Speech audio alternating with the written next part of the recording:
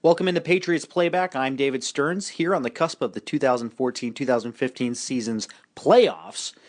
As we last saw, the Potomac Patriots were doing battle with the Richmond Generals last weekend. Saturday night's effort at the Prince William Ice Center saw a 5-0 victory, a shutout for Dustin Moyer, his first of the year, second in the last two seasons in the USPHL. So quite an effort from Dustin Moyer. And, well, Sunday was just the opposite of a story, really.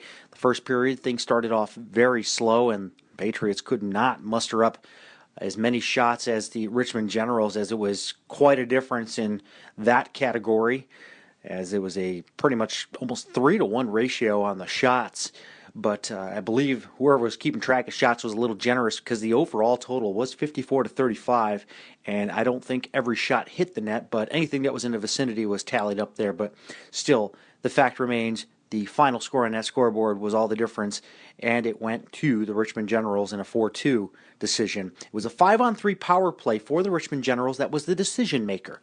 And the Patriots had a 5-on-3 opportunity of their own, and they could not capitalize, but it was a Cameron Durham goal at the end of the second period, though, on even strength, that really turned things around for Richmond, swinging the momentum away from a power play goal from the Potomac Patriots, and the efforts from Spencer Keogh and J.C. Paquin this past weekend on special teams on the first and second units of the power play have just been incredible, and the way the entire special teams have come around. The numbers 1 for 11. They allowed their opponent one goal on 11 opportunities for the opponent's power plays, and so the penalty kill was pretty much near perfect. And then the power play went 5 for 12, which is just spectacular. So all around great effort from the special teams, but it was the 5-on-3 that was the decision maker from a Cameron Durham goal. He had the tying goal and what turned out to be the game-winning goal in the third period. So great effort from the Richmond Generals to get under the skin of the Potomac Patriots. Unfortunately, they just know who to draw in. At the end of the second period, after Cameron Durham's tying goal, there was a bit of activity, and they went after the right people, and Kevin McDonald ended up getting a 2-10, which was not good for the defense of the Potomac Patriots. And then later on, a couple of slashing penalties at pretty much the worst possible time overlapped, causing a 5-on-3 in which Cameron Durham ends up scoring the eventual game winner. Chad Lopez with the empty net goal was a cherry on top, and home ice advantage swung in the favor of the Richmond Generals for the first round of the playoffs. So we walk into this with a little bit of perspective on the fact that the Patriots have not won a game in Richmond this season. They've had plenty of opportunities, a couple of two-goal games in there. Well, most of them were two-goal games, but then there was the overtime loss after the Patriots had a lead, and then the 5-minute major that turned everything around, and that's all she wrote for that. So still no W's in Richmond, and if there ever was a time to get one, well, it's the second season. Now's the time. So we sat down with a few players and coaches as usual, and we'll go through the list here. We had Spencer Keogh, J.C. Paquin, Sviatoslav Turchenik, Nick Gray, and then we spoke with team advisor Zach Creech and head coach Andy Newton. Joined now with Spencer Keogh, a power play specialist. All of a sudden last weekend, Coach Newton put you up front on the the first unit up there in front of the net, and getting banged around there, but it's paid off dividends there. You got 2 power play goals on the weekend. Talk a little bit about the success of the special teams, mainly with the power play you on the first unit.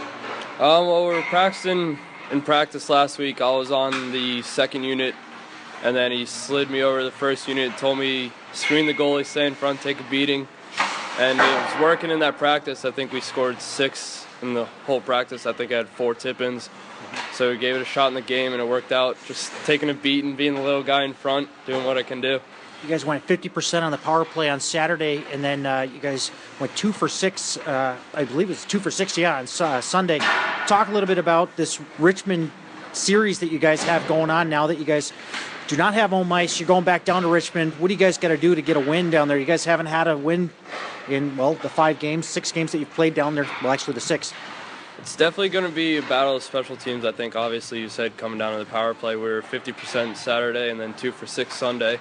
Plays a big role, and I think they had one 5-on-3 goal Sunday, I think, and then Saturday maybe 1 5-on-4 goal. So our kill was doing pretty well. It's got to keep us in that. What happened at the end of that second period? You guys seemed like you got a little bit aggravated. They got under your skin. It took a Cameron Durham goal to kind of get them back, into the game. It kind of took the wind out of your sails, but what happened there? There was just a whole lot of chirping going on in that period, and I think throughout the season, whenever that happens, we get emotionally out of the game and take ourselves out of it. So we just had to recheck ourselves in between the intermission and figure out our identity and get back at it. You probably already asked my last question for you, but what do you guys have to do to ensure that you win out this first round against Richmond? Work hard. That's what it comes down to. Defensive zone, working hard, winning one-on-one battles, 50 pucks, got to get to them before they do. Chip them out, lessen the turnovers on the blue lines, get pucks in, get pucks out. All right, well, thanks and good luck this weekend. All righty, thank you. Joined now with J.C. Paquin. Am I saying it right? Is it Paquin or is it Paquin? All right, it's Paquin. All right, we've been saying it wrong most of the season. So you're on the second unit of this power play, and special teams have definitely turned it around recently, namely like Keogh. You got 2 of your own this past weekend on the power play. Talk a little bit about the success of the second power play unit and what you guys did to get the job done. Well, Coach has been looking all year for that second power play. His first power play is pretty set, and we've been working a lot of practice. 2 days pretty much full power play, and been trying a lot of different systems, and we figured out a system that works for our play. Put me and Anderson, 2 big bodies in front of the net, and we've been getting it done. Now talk a little bit about this series with Richmond. I got Keogh's thought now. I got to get your thoughts on this. You guys just can't seem to win a game down there in Richmond, but it seems like when push comes to shove, they're getting under your skin. Yeah, they definitely do. They're good at that, and I think, we play those teams so many times. It's just you get annoyed with some of the players on their team or whatever, and I don't know. I don't know if it's the Olympic ice we play on here or the NHL down there, but we need to figure it out and get a win and get that playoff push. What's been the theme of this week's practice going into playoffs? I know you guys were given the option to have Monday off, but you guys wanted it, but you couldn't get it, obviously, because of the snowstorm. You guys are anxious. You guys are very anxious, but what is it that you guys have been doing all week to get to this point to ensure the victories this coming weekend? I think everybody picked up the tempo. Practices feel like games. We should have been doing that all year, but there's a lot more hitting in practice this week, and tempo's been picked up, and everybody realizes what's at stake this weekend. All right, well, good luck, and hopefully you guys walk out of the first round with some wins. Thank you. Joined now is Sviatoslav Turchenik and J.C. Paquin to help me out here, but Turch, you had a good season up to this point. Talk about what you're doing that is just making you a successful member of this Potomac squad. What is it that makes you, who you are? Like a player. Mm-hmm. I'm center player. I just work harder on practices, and There you go. and sometimes I skate with Empire. Sometimes I skate in Heavy West. You were the Yeah. weight vest. Oh, all right. That shot you have is a powerful shot. The technique behind it, but what do you attribute that to? Like, do you have a certain player that you kind of model yourself after? Like, who's your favorite player that you seem to kind of try to imitate out there on the ice? My favorite player. I was in childhood. I saw a lot of games with Pavel Bure. Okay. He is a Russian Rocket. I think he's my favorite player, hockey player. And now my favorite player is Pavel Datsuk. He has gold hands. Yeah. Okay. So talk a little bit about growing up in Russia and playing hockey over there. What's it like over there? Over here, it seems to be like a finesse, fast game. Over there, is it a bit rougher? I mean, what's the style of hockey up there? Okay. Russian style, it's not like American. They have a lot of passes, a lot of combinations. It's we just think a lot about hockey, but here you just give a puck and run and shoot. Mm-hmm. It's like not the same like Russia hockey. What are you going to do this coming weekend against Richmond to make sure that your team walks away with the victory in the first round? I will practice harder to win the second round. Okay. Thanks for stopping by, Turchenik. Thanks. Joined now with team advisor Zach Creech. Creech, we saw it happen on Sunday. A different story from the 5-0 shutout on Saturday. Let's talk a little bit about what happened in that game and what you guys are doing to look past it to take out Richmond this weekend. We're just going straight to Sunday here. Not going to talk about the good juju on Friday or Saturday. I mean, like you said, we saw what happened Sunday. It was it's unfortunate going into the second period. Well, the stuff that happened in the second period definitely, I think, got in the heads of our guys, and they went out in the third period and they just didn't get it done. We spoke about it in the locker room, what Richmond's going to do. We knew what they were going to do. I mean, they're a blue-collar team. They come to work. They bring their lunch, their hard hats in their lunchbox, and they get on the ice and they get it done. That's what we told them, and then the boys, they just sort of, all right, coach, and we saw what resulted on Sunday. Special teams looking pretty decent. Penalty kill 1 for 11. Decent job there. Power play looking even sharper there with the numbers. Talk a little bit about the dynamic there. You guys got, 5 power play goals on a weekend? I have 12 opportunities.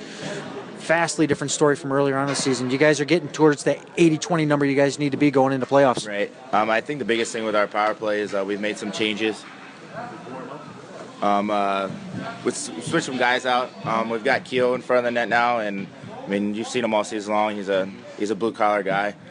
He's exactly, my favorite kind of hockey player, to be honest. And with him being in front of the net and actually he's not that big of a guy, but he knows how to stand in front of the net. And he follows the puck. He gets in the corners and stuff like that. So I think that's, him being on the power play now and just the overall chemistry that's built throughout the season has really helped our power play at this late in the season. And talk a little bit about the line combinations now. It seems like you guys have your fine-tuning done. You got a full roster now, healthy roster. Talk a little bit about the 90s line. That 90s line was intriguing to see on Saturday as they came out with the Stroud goal. Yeah, I mean, they're blue collar. I mean, Stroud's definitely got the flash on that line, but he's smart. The kid, for being his age and playing at this level, getting the bump up like he did about 3/4 way through the season, he's done it. He's taken it well.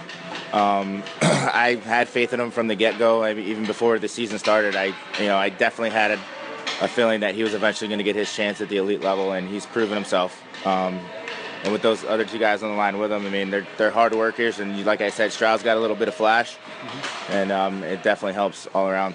What's the key to victory this weekend and move on to the second round? We got to play blue-collar hockey, as the boys are going to mess with you now. Got to play blue-collar hockey. That's what Richmond plays. So go back to the 1980 Olympic team. Herb Brooks beat them with their own game, and I think that's what we need to do is play simple hockey, and we can get her done this weekend. All right, thanks for stopping by, Creech. All right, guys. Joined here with the captain, Nick Gray. Well, Cap, you guys are going into playoffs here, and obviously you guys didn't get the home ice locked down, but regardless, you guys are going to see Richmond either way. What do you guys got to do to look past Sunday and look for victories this weekend? We're working on it this week. We just got to get it deep and make sure we execute on our power play. We're working a lot on that just so power play should be an easy goal, especially against them. I mean, we were doing good this weekend, but they play a different kind of PK, and we've been working on it this whole week, so hopefully it goes good. Looking at the line combinations, looks like you guys have shored everything up throughout the season here and finally got to where you guys want to be.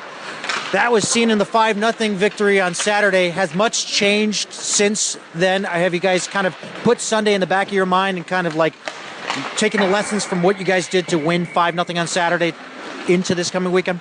Yeah, I mean, throughout the season we've been mixing up lines, and we finally got it right now. And I'll tell you, it's definitely a lot different playing on Olympic ice because we're a fast team. We're young, so we're fast. I mean, that's just kind of how it goes. And playing on the NHL, with them being an older team and them taking the body more, it may cause the younger kids to tense up, I guess. But definitely wider ice is a lot easier. But this weekend, we definitely know what we got to do. Has anything been said this week about pretty much the baiting that Richmond has been doing to you guys? I mean, they're going after your goalie. Obviously, you got to stand up for your keeper, but what are you guys doing to look past the petty stuff that they're trying to draw you guys in? Your penalty kill is doing great, but you can't keep playing 5-on-4 down the man. Yeah, playing 5-on-4 is definitely probably one of our weaknesses. We haven't really done very good in that lately. So as long as if they go after us and we get a penalty, hopefully they get one too. I mean, we're not trying to go in there and not get a penalty, but worst comes to worst, we're just going to be back on the power or a penalty kill. Hopefully the refs aren't too bad this weekend either. How have practice gone this week? What have you guys really focused in on this week? Like if there was an overall theme, I mean, I've heard blue-collar hockey. I've heard just going full speed all the way throughout practice. What is it that you see from your perspective as a captain here that's going to pretty much propel you guys into victory this weekend? winning those one-on-one battles in the corner, getting the puck deep, and most of all, executing our opportunities that we get. All right, well, good luck this weekend, and hopefully we'll be talking to you about some good things next week. All right, thank you. Joined now with Coach Andy Newton talking, well, yeah, it's a little cold right now. Hopefully you guys are going to warm up to the idea of going back down to Richmond here. You guys couldn't lock it down for home ice. Talk a little bit about what happened in that game. You guys look like a different team from the get. You guys were outshot by a large margin, although I think there may have been a little generous on the shots, but still, you guys are being outshot 2-1. It was ironic. Typically, we play better on the road. You look at our road record to our home record. Outside of one showcase, we've had a lot more success on the road than we do at home. Mm-hmm. This time, it was different. We went down there, and we had guys showing up to the game 4 hours prior. We had a couple guys showing up, the hour and a half prior to it and stuff. And not everybody showed up as a team. And right off the get-go, that was in everybody's heads. And then I don't know if it was the success that we had on Saturday night with shutting him out, getting goal scoring from multiple different locations and both power plays producing. I don't know if it was that, but we went in there. In my opinion, we thought we had the thing wrapped up, and by no means was that true. They definitely took it to us, and if you look at the score of the game, and the score of the game really doesn't show the play of the game because the ice was pretty tilted in their direction, and they took it to us for a good 60 minutes there. Talk about the mental game that happened there. You already touched on it, but talk a little bit about the agitators from Richmond, like that of Holloway and Beal. These guys just get under your players' skins. I mean, what are you doing to combat that this coming weekend? Because it obviously happened after Durham scored that goal towards the end of the second period. Mentally, it hurt with that goal, and then right after, they added insult to injury and just started banging away at your guys. That's a tough question to answer. Yeah. I can tell you what I'm telling them. I'm telling them to turn a cheek, to take it as a compliment. If a guy's going to give you more attention than the game deserves, take it as a compliment and move forward. But this game's an emotional game, and there's a lot of emotions riding on it. And regardless if it happens in the first minute of the game or the last minute of the game, typically the emotions get elevated, and that's when we see our guys engaging back into that sort of thing and getting back in their face and continuing to talk. And that's what happened. As far as Richmond goes, they had some new guys in their lineup on Sunday, and I can tell you right now, if I was their coach, I would be telling those players the same thing. Every time McDonald's on the ice, get into his face and start talking to him. Every time Waudier's on the ice, get in his face and start talking to him. If we know we could pull those guys off their game simply by chatting to them and talking to them, why not do it? There's new rules that say you can't play it, you can't win a game in that regards. But mental toughness is going to come into play this weekend. We're going to have to see who wants it more and who can take that little chirping, the little trash talking, and put it behind them and still be able to play their best hockey. So. It seemed like your guys did take the loss to heart immediately thereafter. You gave them Monday off, but they wanted to practice. The snow kind of put a damper on those plans. But talk a little bit about this week's practices and how they've gone so far. And, you're coming up here on the final one. How's it been? Tuesday, Thursday were both really good practices. Wednesdays was a little light. Light in regards of our compete level, of understanding that we have playoff games this week, and that was a little disheartening. I pulled him in. I got a little frustrated. I pulled him in, and I told him that it doesn't look like we're playing or practicing the way a playoff team should be. We're going into a playoffs, and is this going to be our last week of serious practice? And that was about 30 minutes left at that point, and they definitely changed it around and had some things to say. A couple of the leaders spoke up and stuff, and we got out there, and we saw a little different edge in their game.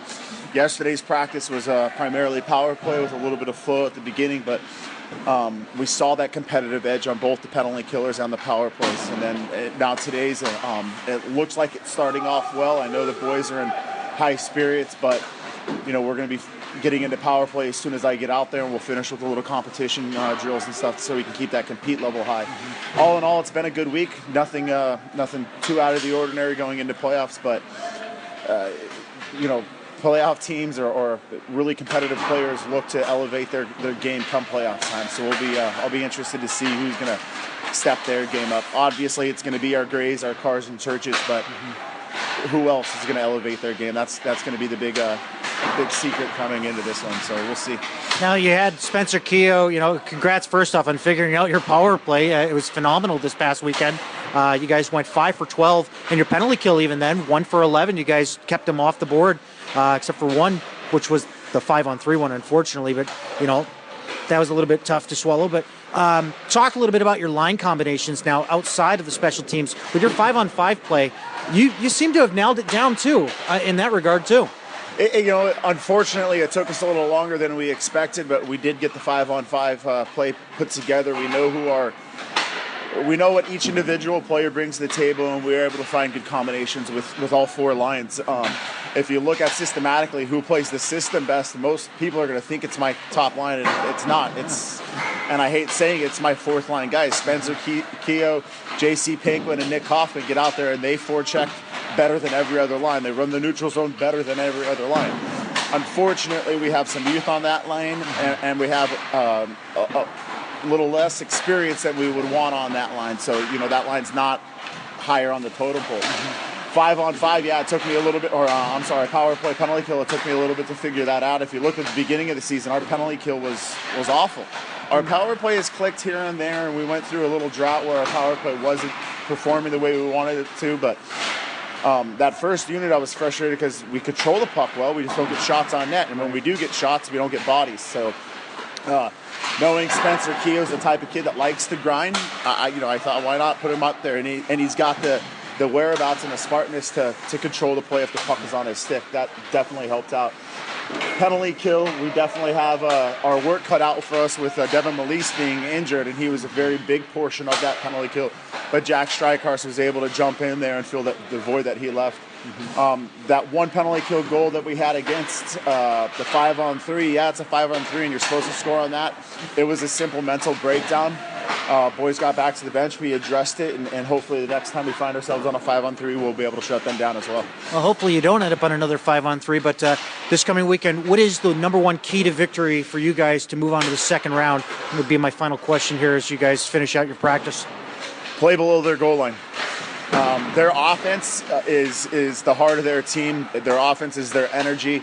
I don't think their defensemen or defensive side of the puck is as strong as their offense. And if we can get the puck past their defensemen and keep it past their defensemen and wear those guys down, that's where we're going to find our success. And vice versa. If they keep it below us, kind of like what they did on Sunday, they could find success that way as well. So we got to get out there. If we don't have an odd man rush, we got to game the red. We got to put it in deep, and we got to establish a forecheck. So we will be preaching that, and hopefully we'll be seeing that as well. All right, get out there and work on that power play, and we'll talk to you next week. Thank you. Of course, I was only teasing Coach Newton. He did say he was going to go out there and run the power play drills, but still, the numbers were looking sharp, as he discussed, and of course, the road record has been looking solid during the regular season, but it always came down to Richmond. They almost had the one victory, but it was an overtime loss after a major penalty that came up. And, of course, maybe this is the right time, as I said before, that these boys put together some wins in Richmond, Virginia, something they have not done yet this season. So all the action for this weekend's playoffs can be seen on Fast Hockey. Saturday's action can be seen 7:30, and Sunday will be 11:15 in the morning, and then Monday, if necessary, it'll be 12:15 in the afternoon. FastHockey.com is your one-stop shop for all the live play-by-play.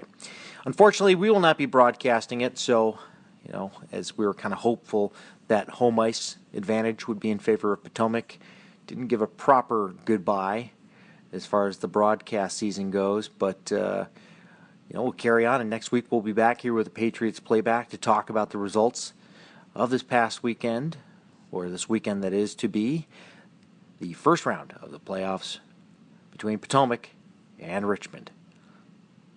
It's David Stearns for the Patriots Playback saying, as always, don't stop believing.